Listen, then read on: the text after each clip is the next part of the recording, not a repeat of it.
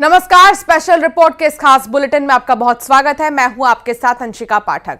शुरुआत करेंगे बुलेटिन की बड़ी खबर के साथ। छत्तीसगढ़ शराब घोटाले की जांच कर रही ईडी की टीम पर कल हमला हुआ। ईडी ने इस हमले को लेकर पुरानी भिलाई थाने में 25 कांग्रेसियों के खिलाफ एफआईआर दर्ज कराई है। आरोप है कि कार्यकर्ताओं ने ईडी की गाड़ी रोकने की कोशिश की और टीम पर हमला किया। जब टीम भूपेश बघेल के घर रेड खत्म कर लौट रही थी, तब भिलाई में कांग्रेस कार्यकर्ताओं ने उनकी गाड़ी को घेर लिया और पथराव कर दिया। इस हमले में ईडी के डिप्टी डायरेक्टर लेवल के अधिकारी की गाड़ी का शीशा भी टूट गया। छत्तीसगढ़ शराब घोटाले की जांच कर रही ईडी की टीम पर कल हमला हुआ। मिथिलेश संवाददाता साथ जुड़ गए हैं। मिथिलेश, देखिए, ये बड़ी दुर्भाग्य की बात है कि कोई ऐसी टीम जब आती है जांच पड़ताल के लिए, यहां पर पत्थरबाजी की जा रही है, उनके गाड़ी के शीशे तक तोड़ दिए गए हैं। वो तो गनीमत रही कि कोई भी अधिकारी बाहर नहीं था, वरना उन पर भी हमला कर दिया जाता।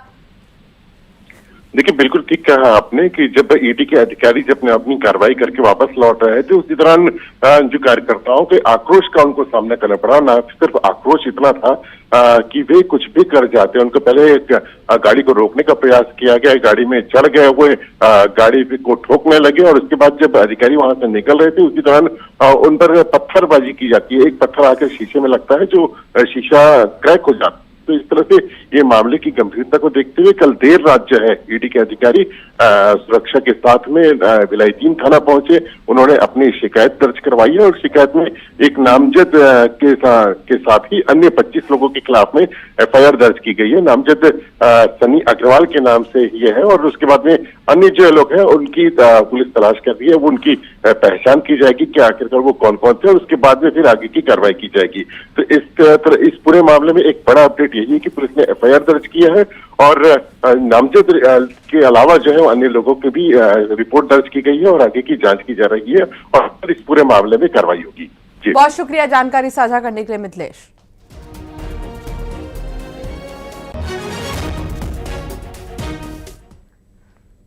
छत्तीसगढ़ में 2000 करोड़ से भी ज्यादा के शराब घोटाले में कवासी लखमा के बाद अब पूर्व मुख्यमंत्री भूपेश बघेल पर कार्रवाई जारी है। ईडी ने भूपेश बघेल के घर सहित उनके करीबियों के 14 ठिकाने पर छापेमारी की। इस दौरान भारी मात्रा में कैश बरामद किया गया है। कई महत्वपूर्ण दस्तावेज भी मिलने की बात सामने आ रही है। बघेल पर कार्रवाई से छत्तीसगढ़ में सियासत गर्म है।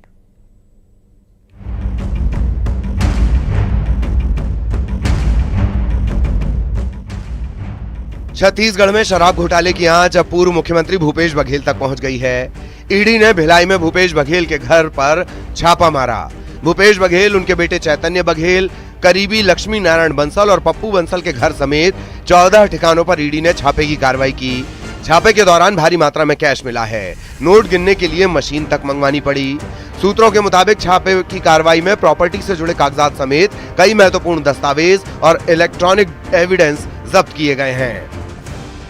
केंद्रीय जांच एजेंसी ईडी यानी प्रवर्तन निदेशालय के द्वारा एक बड़ी सर्च ऑपरेशन की कार्रवाई को अंजाम दिया जा रहा है। इस सर्च ऑपरेशन के तहत छत्तीसगढ़ के तकरीबन 14 लोकेशन पर इस वक्त में सर्च ऑपरेशन की कार्रवाई को अंजाम दिया जा रहा है। और अगर मामले की बात करें तो छत्तीसगढ़ से जुड़े हुए जो शराब घोटाला मामला था, इस मामले पर सर्च ऑपरेशन की कार्रवाई को अंजाम दिया जा रहा है। और इसी सर्च ऑपरेशन के दौरान में काफी भारी मात्रा में नकदी, इसके साथ साथ महत्वपूर्ण दस्तावेज और इसके साथ साथ काफी महत्वपूर्ण इलेक्ट्रॉनिक एविडेंस को जब्त किया गया है।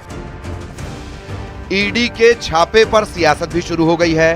कार्रवाई के विरोध में भिलाई में कांग्रेस कार्यकर्ता धरने पर बैठ गए। विधानसभा में भी कांग्रेस विधायकों ने हंगामा किया। कांग्रेस का आरोप यह है कि बघेल के पंजाब प्रभारी बनने की वजह से ये कार्रवाई की गई है। ईडी के छापे को कांग्रेस ने मुद्दों से ध्यान भटकाने की कोशिश बताया तो डिप्टी सीएम अरुण साफ सलाह दे रहे हैं कि छापों से घबराने की जरूरत नहीं। कोई केस बघेल साहब के खिलाफ अभी नहीं है, लेकिन फिर भी आज ईडी की रेड उनके यहां हो रही है। हो सकता है आज संसद का सत्र शुरू हो रहा है, बीजेपी को जो चारों तरफ से घिरी हुई है, उन्हें एक डिस्ट्रैक्शन चाहिए, ध्यान हटाना है, हेडलाइंस बदलनी है। ये उसी का एक षड्यंत्र बिल्कुल संभव है। यह भी हो सकता है कि क्योंकि भूपेश बघेल जी अब पंजाब में अपनी राजनीतिक गतिविधियां शुरू कर रहे हैं, प्रभारी बने हैं, तो उनको वहां डिस्टर्ब करने की कोशिश की जा रही हो। ईडी की कार्रवाई लंबे समय से चल रही है कोई आज अचानक कार्रवाई की गई है ऐसा नहीं है। लंबे समय से ईडी जांच कर रही है। जांच के प्रक्रम में उन्हें कोई तथ्य मिला होगा, साक्ष्य मिला होगा, उसके आधार पर ईडी ने ये जांच की कार्यवाही की है। और यदि आपकी कोई भूमिका नहीं है तो डरने और घबराने की तो कोई बात होनी नहीं चाहिए।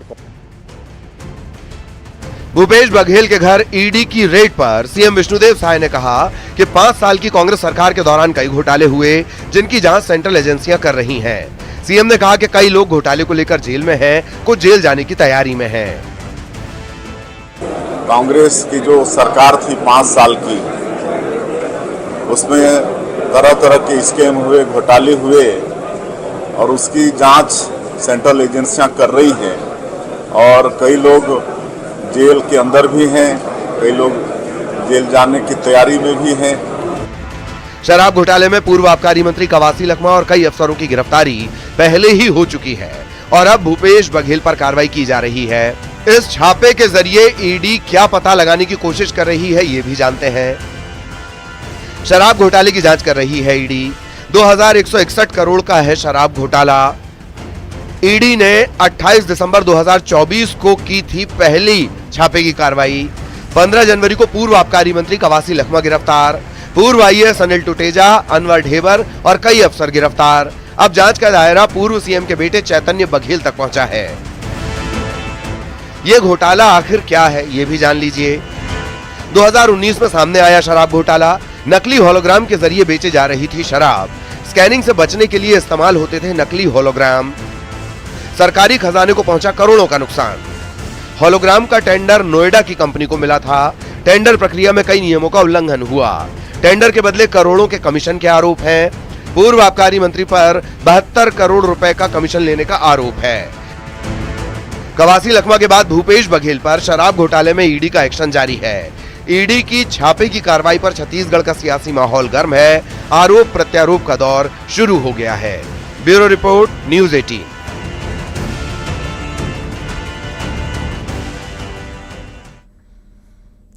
ईडी की छापेमारी में भूपेश बघेल ने चुप्पी तोड़ी है। उन्होंने इसे बीजेपी की साजिश बताया है।